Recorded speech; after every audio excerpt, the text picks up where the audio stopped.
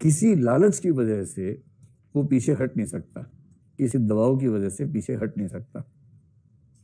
क्या करें? ये यूं समझें कि जेएनयू में पढ़ने के बाद बच्चे ने समझ लिया है कि ये सब समाज के ढकोसले हैं, ये है वो है, व्यक्ति को अपनी चेतना से रहना है, ये करना वो करना, सब ठीक है। और वहां उसको किसी से वायदा भी हो गया है, कॉमरेड से कॉमरेड को इश्क हो गया है। लाल सलाम के साथ शादी की घोषणा हुई है कि कॉमरेड तुमसे ही शादी करूंगा। उधर से आवाज है, कॉमरेड मैं भी तुमसे शादी करूंगी। मार्क्स की चिता के सामने फेरे फेरे नहीं होंगे, सॉरी, मतलब जो भी होगा वहां होगा। लाल सलाम के साथ शादी होगी, वायदा है, कमिटमेंट है। फिर एक कॉमरेड अपने घर चला गया है, आजमगढ़। वहां उसके पापा चौधरी साहब हैं। आप में से कोई वहां से था ना, डरना नहीं है। अच्छा, अगर आप हैं भी तो चाह के छोड़ना है, बाई चांस से तो हैं। चलो,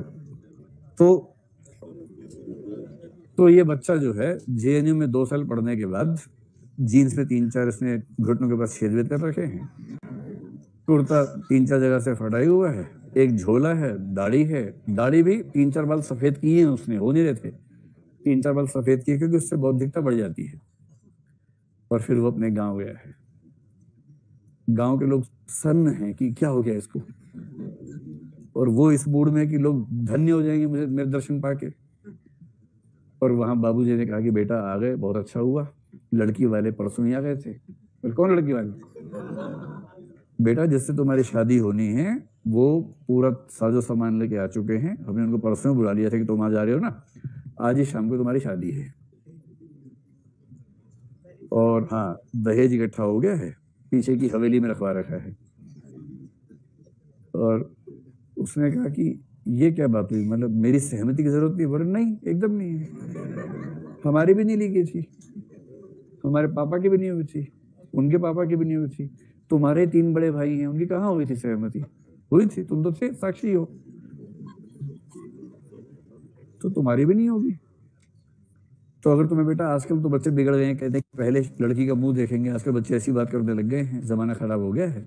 तो तुम्हें मुंह देखने का बहुत शौक है, तो एक फोटो है, इसमें देख लो। गणतंत्र दिवस की परेड की फोटो दिखा दी, उसमें 8,000 लोग बैठे, उसमें एक छोटा सा मुंह दिखाया कि ये तुम्हारे दुल्हन है, ये है, देख लो भाई। और बाप ने सीधा बोले आज शाम को शादी है, ये कुर्ता पजामा है, मान्यवर से मंगवाया है, इसको पहन लो, जाओ तैयार हो जाओ, और थोड़ा शेव वेव कर लेना, थोड़ा इंसान देखो, कैसे दिख रहे हो, जीन्स फटी है, कुर्ता फटा है, अपने घर की इज्जत का ध्यान रखा करो थोड़ा सा। अब शाम को भाई साहब की शादी है, उधर लाल सलाम चल रहा था, लाल सलाम वाली का फोन आ गया है, व्हाट्सएप चल रहा है, और ये बता रहा है कि अगर आज मैंने शादी नहीं की तो खुली क्रांति ही होने वाली है आज। तो आपको क्या लगता है, ये व्यक्ति शाम को शादी कर लेगा या नहीं करेगा? नहीं करेगा तो इतना पिटेगा, इतना पिटेगा, इतना पिटेगा, इतना मारेंगे, बेहोश हो जाएगा। बेहोशी में से 3 लोग पकड़ के बिठाएंगे मंडप पे, और वहां शादी होगी। और मान लीजिए उसके बाद फिर उसकी माँ ने उठा लिया मिट्टी का तेल, तब क्या करेगा? और आप एक सिचुएशन मान लीजिए कि इतना दबाव पड़ा कि अंत में उसने हाँ कर दिया और शादी कर ली। ऐसा हो सकता है, कई कई केसेस में ऐसा हो ही जाता है। अब जो इसकी स्थिति है, अब उसकी स्थिति ये है कि वो एक भय में फंसा हुआ है। अब उस रिश्ते को तोड़ नहीं सकता, क्योंकि घर में 7 गांव के लोग आए हुए थे, पूरी बिरादरी, पता नहीं क्या क्या।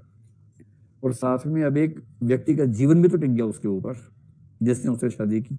वो तो उसी परिवेश की है, उसके लिए तो उस चीज का उतना ही महत्व है, उसकी जिंदगी का क्या कसूर है भाई? अब ये व्यक्ति जीवन भर जिस स्थिति में रहने वाला है वो कॉग्निटिव डिसोनेंस है। उसे पता है कि जो वो सोचता था और जो उसने किया है उसमें असंगति है, पर उसमें समाज से लड़ने की ताकत नहीं है। ये भय उसको जिंदगी भर असंगति में रखेगा, और हो सकता है कि वो दोहरी जिंदगी जिए, एक जिंदगी समाज को दिखाने के लिए वहां पर, एक जिंदगी अपने असली प्रेम के साथ यहाँ पर। ऐसी जिंदगी कई लोग जीते हैं दुनिया में, क्योंकि वो सामाजिक भय और व्यक्तिगत प्रेरणाओं को बैलेंस नहीं कर पाते। तो ये अच्छी स्थिति नहीं है, बहुत खतरनाक स्थिति है। अगर ऐसी नौबत किसी की हो तो बहुत खतरनाक स्थिति है। इस भय के कारण जो स्थिति बनती है, मनोविज्ञान में उसको बोलते हैं इंड्यूस्ड कंप्लायंस।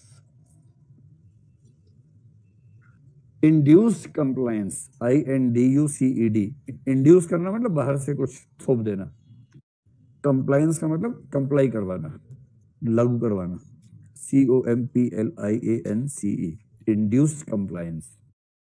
इसका मतलब कोई व्यक्ति समाज के नियमों से कंप्लायंस शो कर रहा है किंतु मजबूरी में कर रहा है, और जब कोई व्यक्ति मजबूरी में समाज के नियमों से कंप्लायंस करेगा तो वो जिंदगी भर जिस स्थिति में रहेगा उसका नाम है कॉग्निटिव डिसोनेंस, और तनाव में रहेगा, परेशान रहेगा।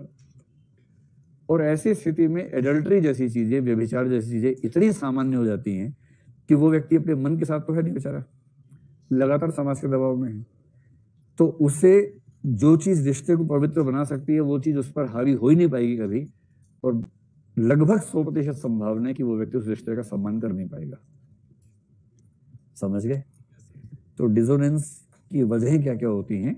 एक तो होता है कि कोई अज्ञान था, दूसरा है लालच या एस्पिरेशन। कभी कभी लालच के लिए भी लोग ऐसा करते हैं, एक लालच ऐसा हुआ तो कुछ कर लिया,